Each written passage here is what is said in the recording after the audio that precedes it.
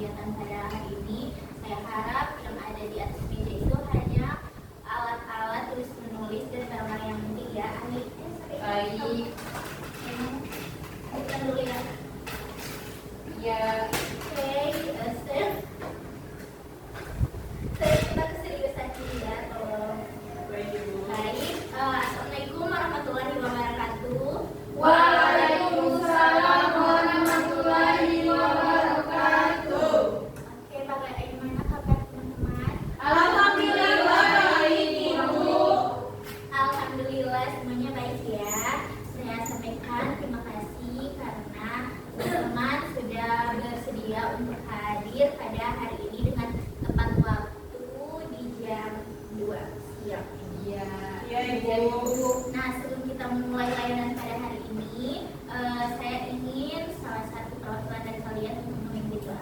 Aku saja Saya dulu ya, dia yang bilang. Silakan kamu yang Oke pakai teman-teman, sebelum memulai kegiatan pada hari ini, alangkah baiknya kita berdoa dulu. Berdoa dimulai.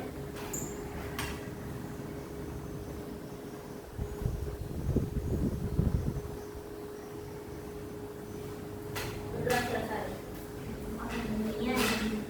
Baik teman-teman, agar kita lebih akrab lagi, alangkah baiknya kita selalu berkenalan ya. Jadi mulai dari saya, nama saya Afinia Aikos. Jadi saya mahasiswa di Universitas Negeri Gorontalo, tepatnya di jurusan Bimbingan Konseling. Saya mahasiswa semester 6. Asal saya dari Minsel. Oke, dari sebelah sini. Hai Ibu Afifah. Hai. Hai teman-teman. Hai. Halo. Hai. Perkenalkan, nama saya Mariska Nisa Fitrila Muhammad. Saya siswa dari kelas 11A. Asal saya dari Korea, kota Mobagu Area, tepatnya di Sulawesi Utara. Halo Anissa. Hai. Silakan kamu. Baik, perkenalkan nama saya Siti Nur Ain dari Pagi Dunia. Saya kelas 11D. 11D. 11D. Iya. Saya dari Kamila. Dari Kamila. Oh, penampilannya ikut Tuti ya? Iya. Hai Nia. Hai. Baik, perkenalkan nama saya juga Abdul biasa dipanggil Nenek. Hai Nenek. Hai. Saya dari Bocor kelas saya sekarang kelas B. 11D. Oke, kamu. Oke, baik. Perkenalkan nama saya Dewi Tabira Lima. Saya bisa dipanggil dengan sebutan Clara. Saya berasal dari Bogor, Bogor Gorontalo. Oke.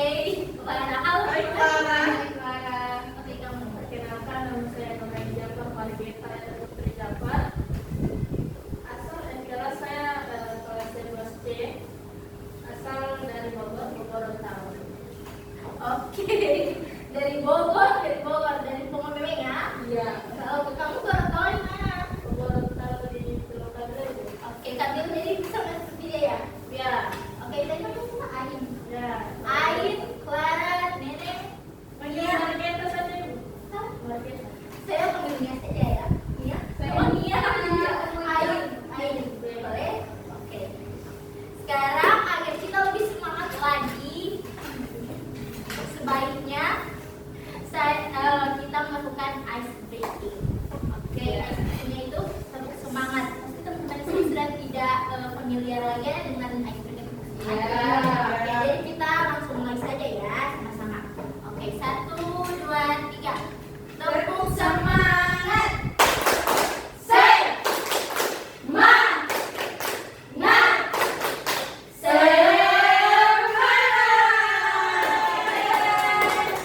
Jadi karena kita sudah melakukan ice breaking, jadi kita sudah lebih semangat lagi. Apalagi kan ice breaking tadi tepuk semangat. Jadi teman-teman sudah semangat ya? Ya. Ya. Jadi tujuan dari layanan bimbingan kelompok pada kali ini yaitu membantu teman-teman untuk dapat lebih ke bidang belajar, yaitu belajar lebih efektif dan membantu untuk memanajemen waktu dengan baik. Nah, di dalam layanan bimbingan kelompok itu kita harus menjaga kerahasiaan. Nah, jadi apa yang ingin saya sampaikan atau teman-teman di sini diskusikan, saya harap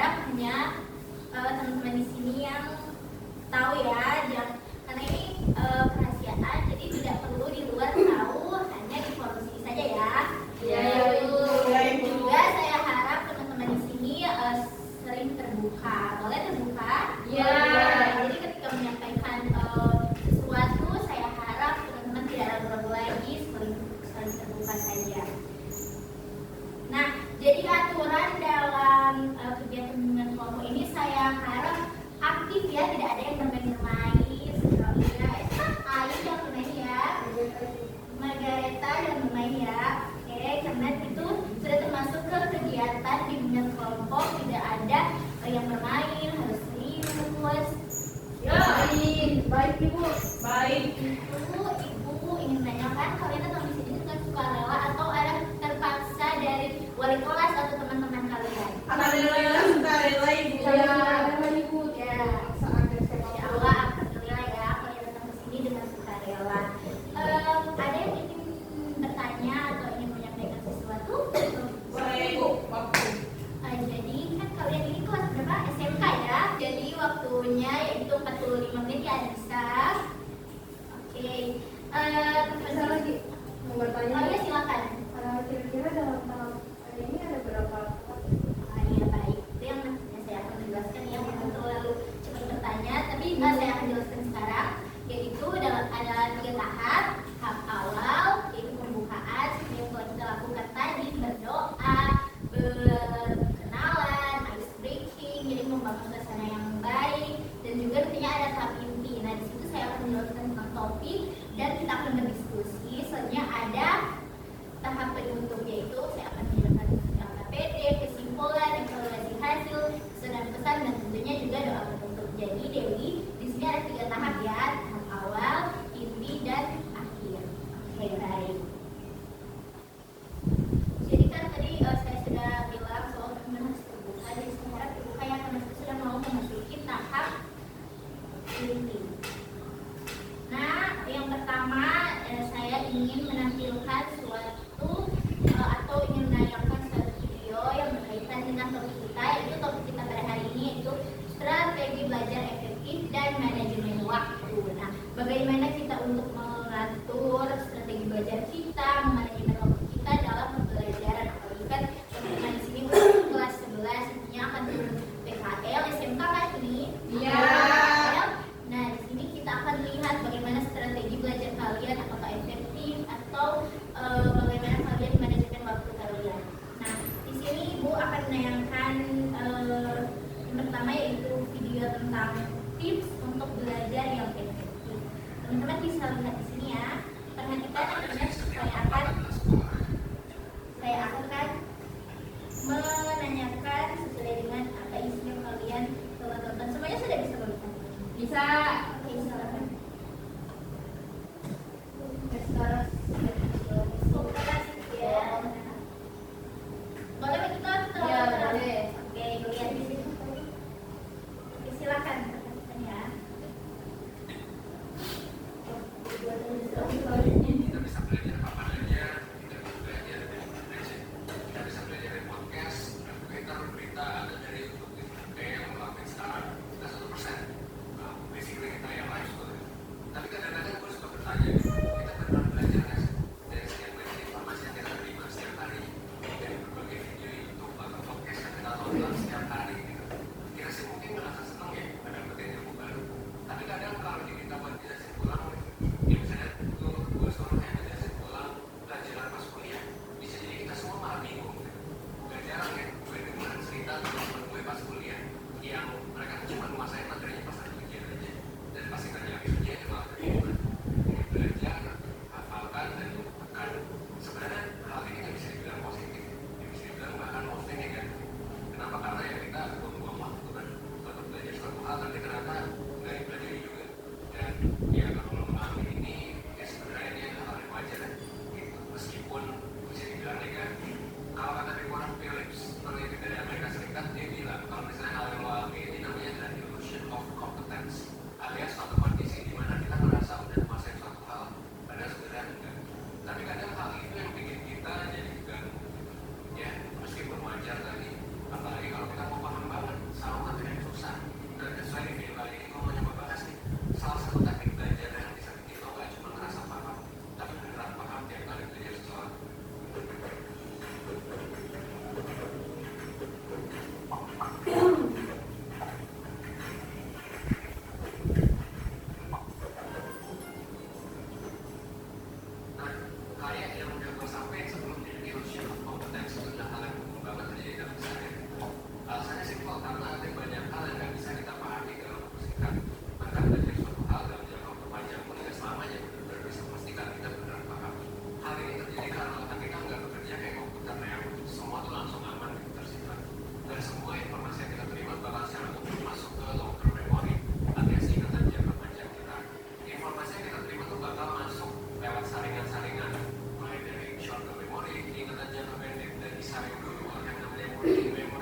sampai akhirnya ke memori yang bisa untuk melestarikannya sebuah informasi perlu secara terus-menerus diproses secara aktif biar melekat dan akhirnya masuk ke long-term memory. Makanya kita mudah banget ya buat ingat gosip-gosip tulis favorit, tapi kita mudah banget lupa sama materi yang kita pelajari di sekolah. Alasannya karena ya memori tentang artis ini ya sering kita latih secara aktif. Coba deh gosip itu ya setiap hari kita dapetin ya beritanya, kita cari di Google, kita diskusi sama teman, atau mungkin kita bikin komentar tentang video panjang atau Instastory di Instagram kita gitu tentang gosip tersebut. Jadinya mudah banget informasi gosip itu melekat dengan kita. Kalau kita bandingin sama pelajaran di sekolah, ya misalnya museometri gitu, prinsip ekonomi atau unsur kimia yang ya cuma kita diskusiin, bisa jadi satu pulang dan pulang. Ya beda ya. Dan soalnya memang 100% selalu mempromosi cara belajar yang aktif dibandingin cara belajar yang pasif.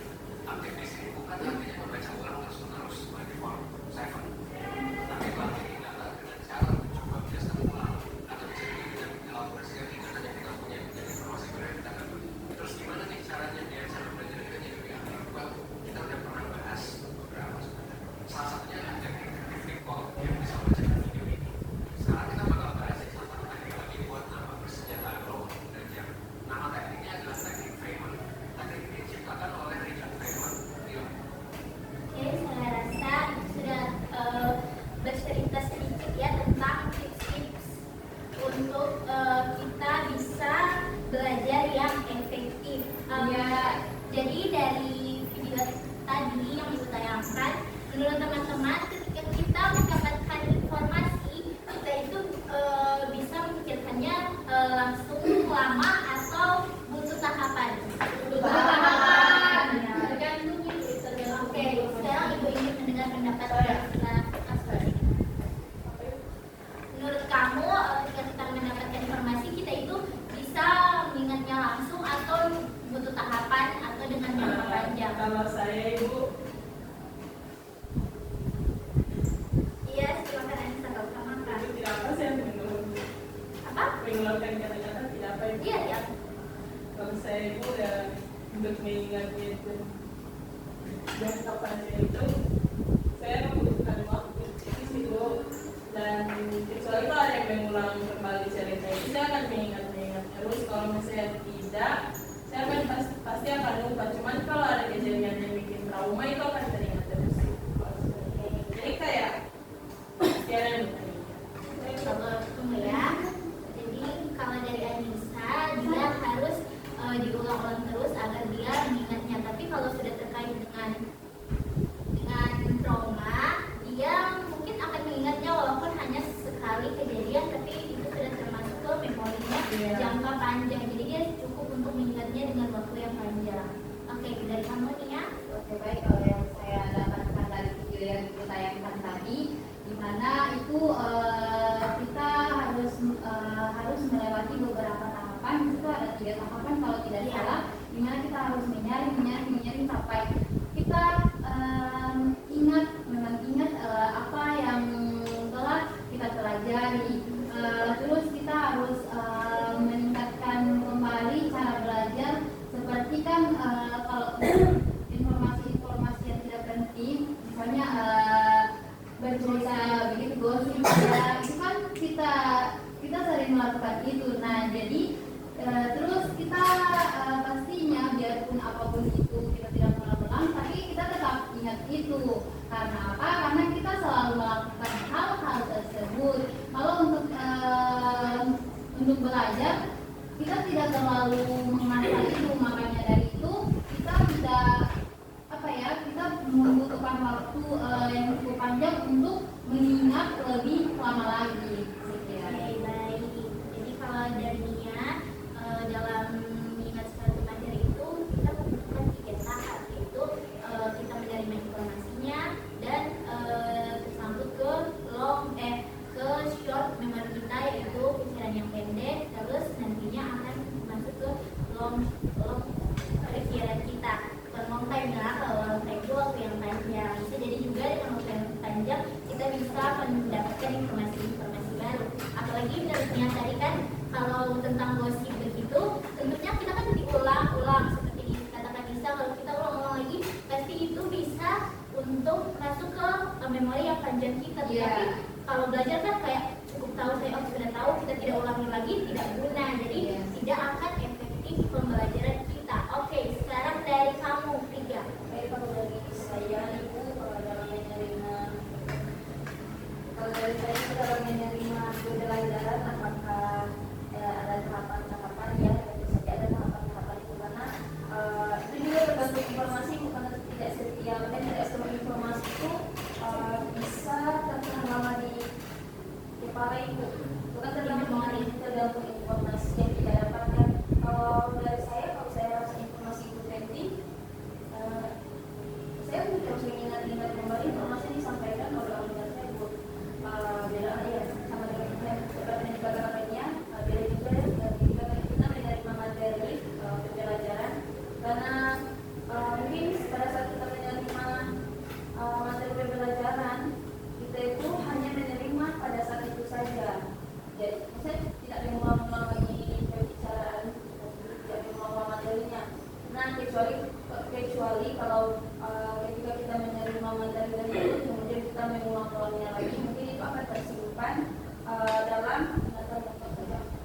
Jangka panjang. Nah seperti itu beda juga dengan hanya sekedar mendengarkan informasi-informasi yang tidak berkaitan, mungkin menambah cerita seperti itu.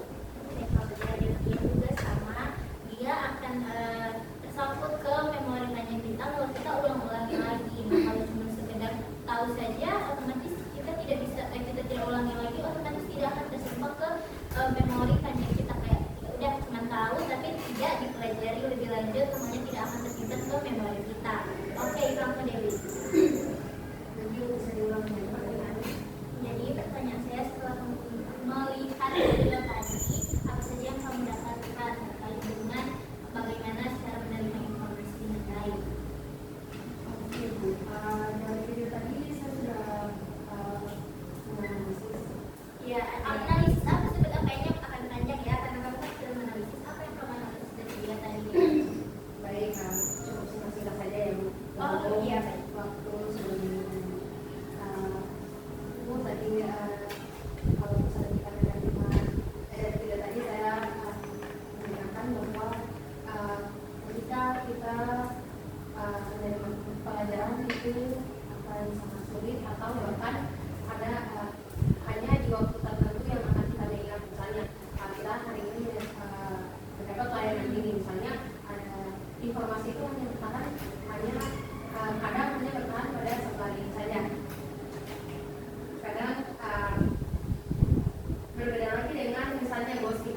Kalau misalnya gosip itu dia akan memutarinya dengan gosip. Ya, jadi sih dari saya Bu. Oke, kalau dari Dewi, kalau dia sudah memberikan contoh yang nyata ketika kita melakukan layanan seperti ini, mungkin hanya hari ini dengan nanti malam yang kita ingat, tapi kalau ketika gosip yang kita ulang-ulang setiap hari, yang setiap saat, atau yang lagi viral-viral, kita lihat-lihat terus kan nanti akan tersimpan ke memori panjang kita. Oke, kamu Ain serius ya tadi saya ulang, hah? Oke, jadi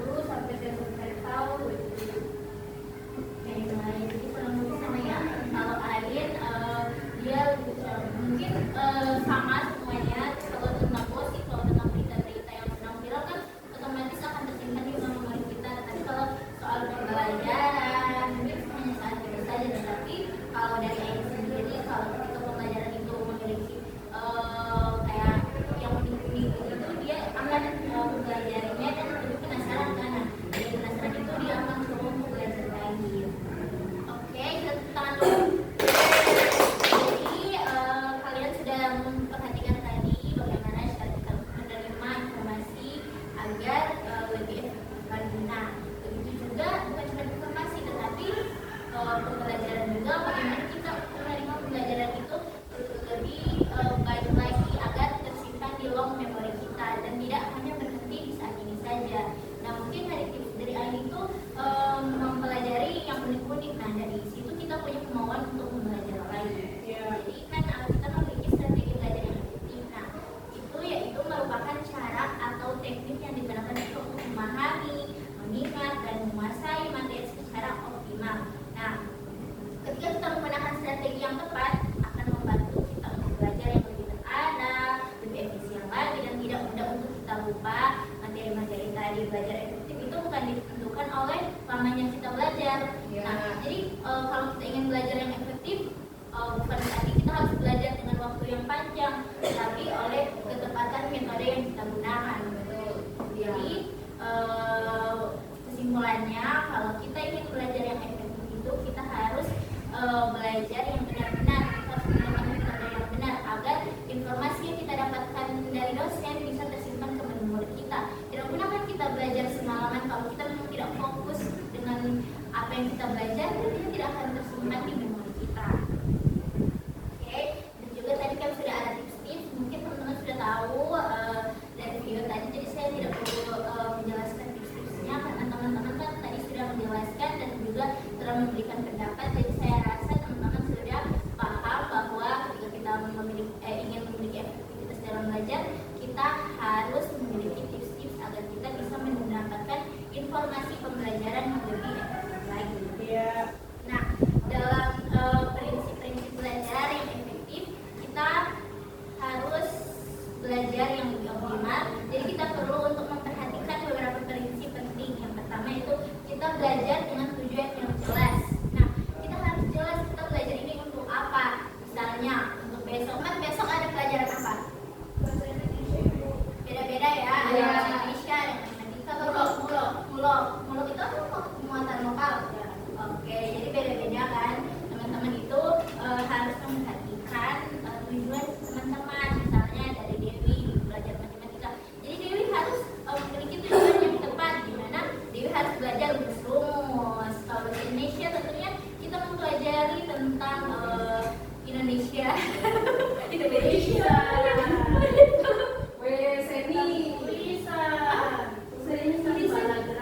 Oh iya, bagi seri-seri.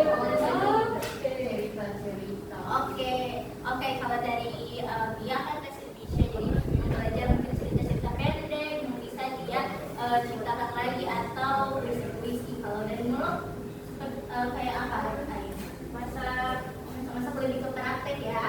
Oke, jadi ketika kita ingin belajar dengan efektif, kita harus memiliki tujuan yang jelas. Seperti tadi yang saya katakan, kita harus menggunakan metode yang bervariasi agar teman-teman tidak bosan. Nah, menurut teman-teman belajar yang efektif dan teman-teman apa? Mungkin kita menggunakan metode yang bervariasi. Nah, pembelajaran yang seperti apa agar teman-teman bisa lebih memahami? Kalau dari kamu belajar seperti apa? Kalau dari saya saat ini sedang menyukai mata pelajaran matematika. Nah, cara saya belajar itu saya suka sekali guru yang belajar dengan langsung mempraktekkan, kemudian memberikan contoh dan juga animasikan. Kemudian kayak belajar saya itu kalau misalnya saya di rumah, saya belajar main rumus itu dengan cara teknik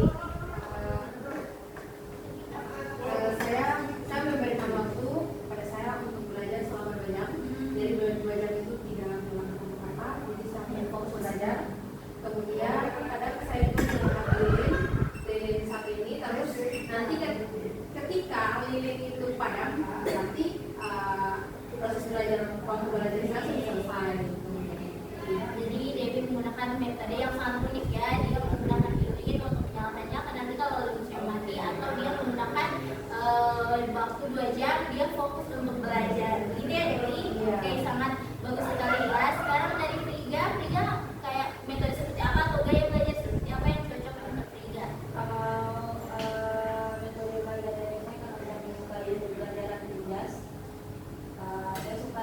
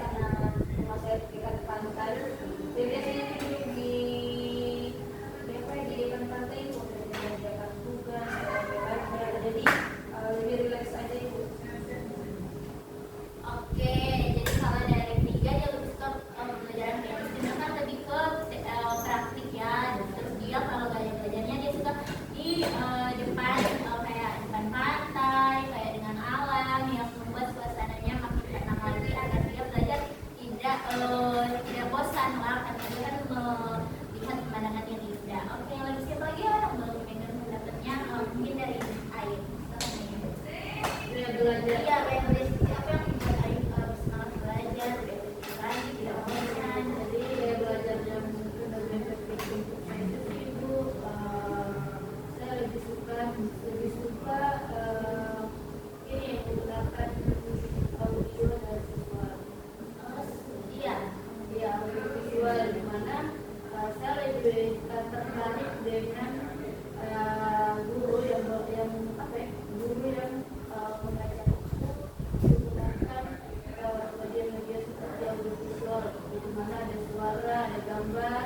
Di situ agar saya itu lebih mudah memahami makna-makna dari gambar tersebut dan itu yang saya daripada menggunakan teknik ceramah. Itu saya kalau menggunakan teknik ceramah saya lebih cepat bosan, terus itu kalau mau dengar yang audio visual kan pasti ada suaranya, jadi lebih tertarik untuk mendengarkan.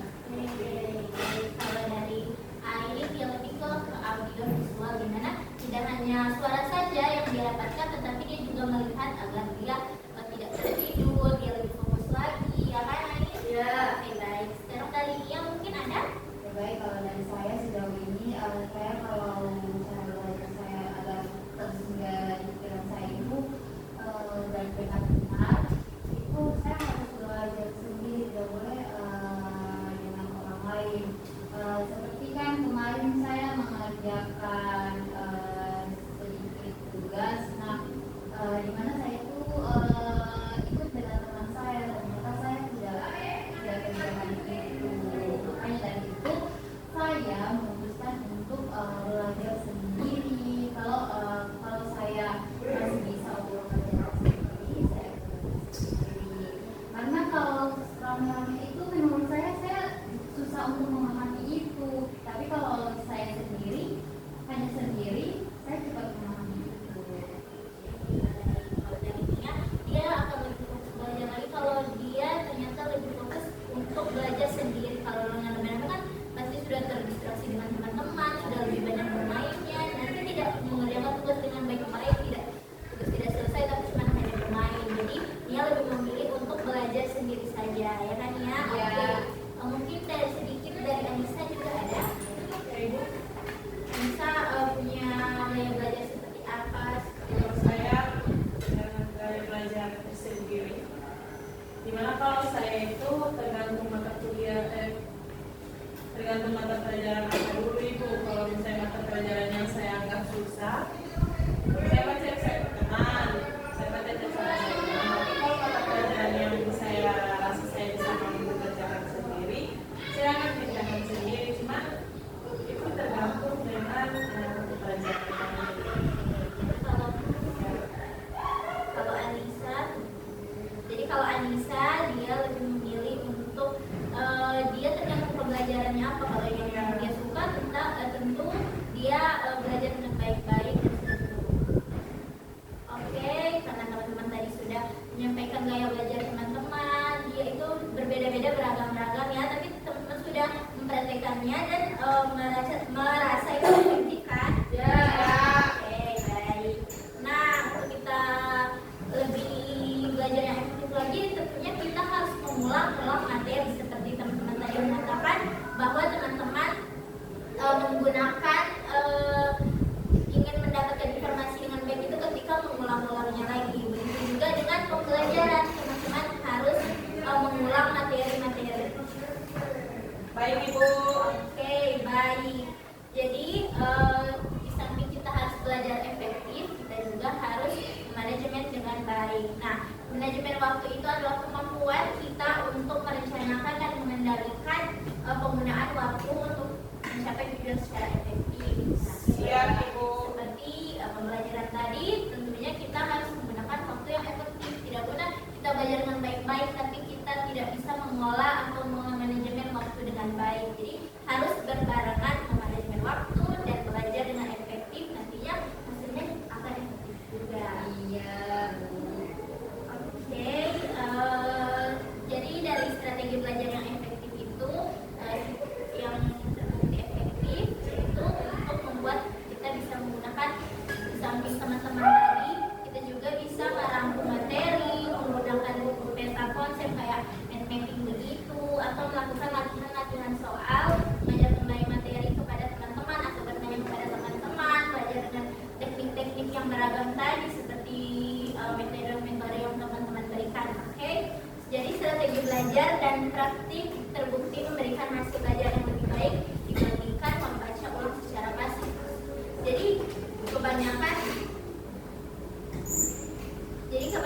kita belajar itu harus praktiknya dulu. Jadi kalau hanya belajar materi-materi juga, walaupun kita ulang-ulangi lagi, kita tidak bisa untuk menyimpannya di memori yang panjang. Tapi ketika kita sudah mempraktikkannya, kita akan lebih mengingatnya lagi. Oke, Ibu rasa hanya itu yang bisa Ibu sampaikan. Mungkin teman-teman juga tadi kan sudah menjelaskan atau sudah memberikan pendapat dan sudah berdiskusi. Ibu rasa teman-teman sudah bisa sesuai dengan topik kita tadi, yaitu belajar yang efektif dan juga memanajemen waktu dengan efektif dalam pembelajaran. Nah, Ibu rasa hanya itu yang bisa Ibu sampaikan, yaitu kita sekarang akan masuk ke tahap akhir. Kita akan mengisi LKPD terlebih dahulu ya. Yaitu ini ada LKPD, mungkin hanya 2-3 menit, tapi 2 menit Ibu rasa cukup karena hanya 3 nomor saja. Silakan diisi sesuai dengan keadaan teman-teman agar saya bisa mempelajari apa-apa saja dalam layanan yang saya berikan. Silakan diisi ya sesuai dengan teman-teman. Itu dari biodatanya dulu. Ayo punya pulpen? Oh iya ada. Silakan diisi dulu ya.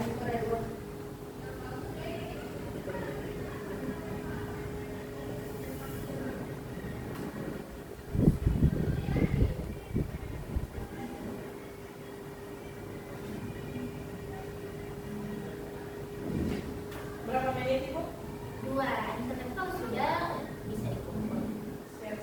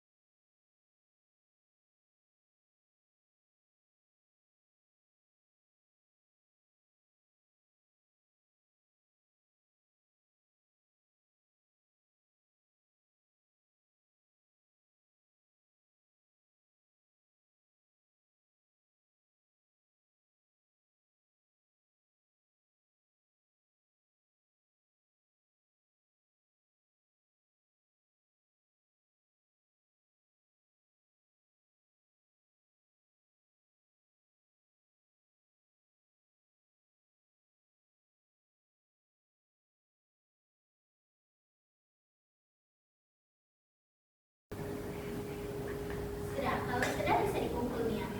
Sudah Ibu, dan juga sudah Bu. Terima kasih Bu. Ya, sama-sama.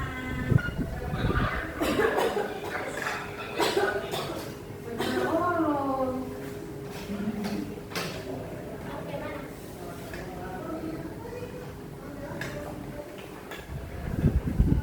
Oke, karena aku sudah mengisi LKPD-nya, alhamdulillah. Sekarang Ibu ingin mendapatkan kesimpulan dari teman-teman. Siapa yang perwakilan saja tuh, kalau kalian mau semua Ibu tidak bisa memaksakan, tapi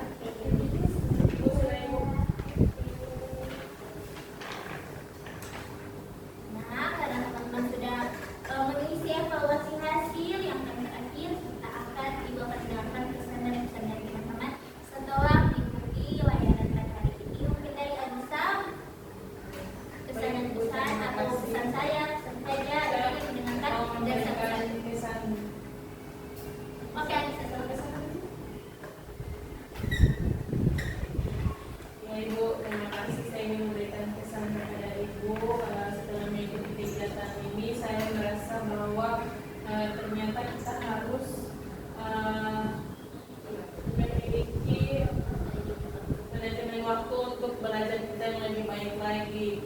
Dan juga pesannya semoga Ibu akan memberikan layanan-layanan berikutnya lagi, bukan hanya dalam bidang belajar tetapi dalam bidang pribadi, sosial, dan juga karir. Dan semoga setelah layanan ini kita semua dapat bisa memahami apa yang telah dijelaskan oleh Ibu tadi. Terima kasih. Bisa kalau dari Nia. Baik, kalau dari saya apa yang saya lakukan pada layanan pada hari ini yaitu di mana saya memahami bagaimana cara kita untuk mengingatkan lagi cara kita memahami dan mengingat jangka panjang tentang apa yang kita pelajari di kelas. Terus dan juga ternyata saya baru tahu juga ternyata mengingat itu ada beberapa tahapan ya, dimana kita harus nyaring sampai kita mengingat, memang mengingat. Jadi itu kita asah kembali begitu. Selanjutnya dari Tia, pesan atau pesan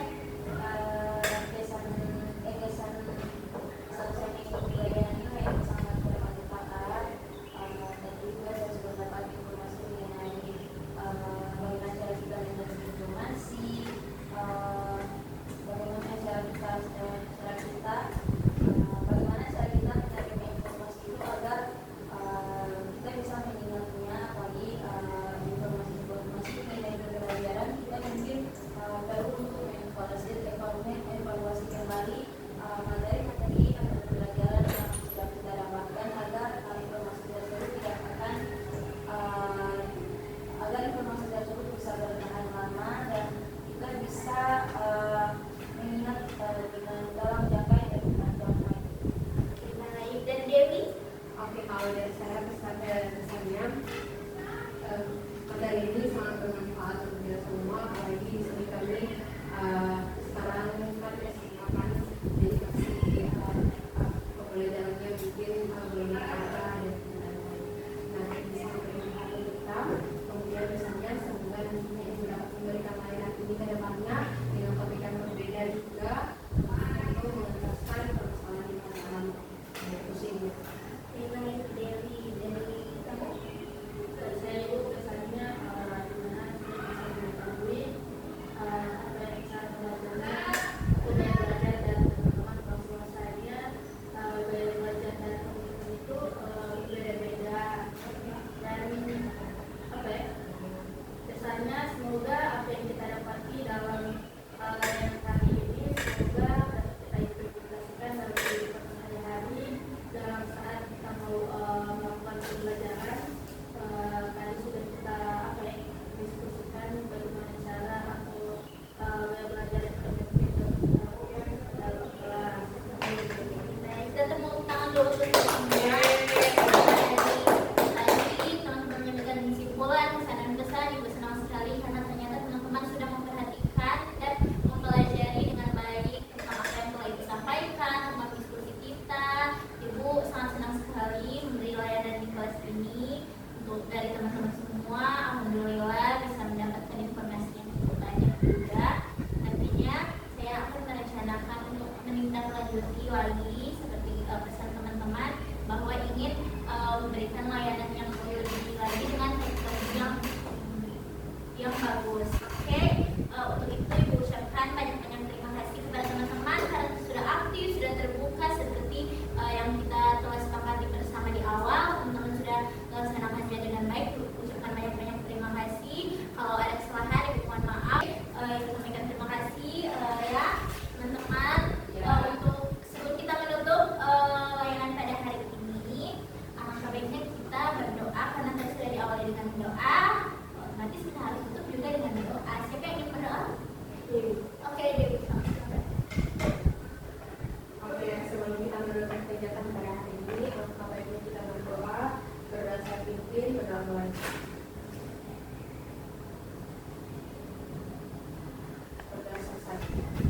Alhamdulillah, akhirnya kita telah selesai melakukan kegiatan layanan yang bimbingan Dari mana? Kenapa kasih ingat kita pulang? Udah tadi. Oke, alhamdulillah karena kita sudah berdoa, ternyata kita sudah ada di penghujung layanan bimbingan kelompok. Alhamdulillah teman-teman juga sudah banyak mendapatkan informasi. Ustaz sampaikan terima kasih. Mohon maaf bila ada kesalahan kata atau apapun informasi yang belum jelas Ibu sampaikan. Ibu mohon maaf. Wabillahi taufiq wal hidayah.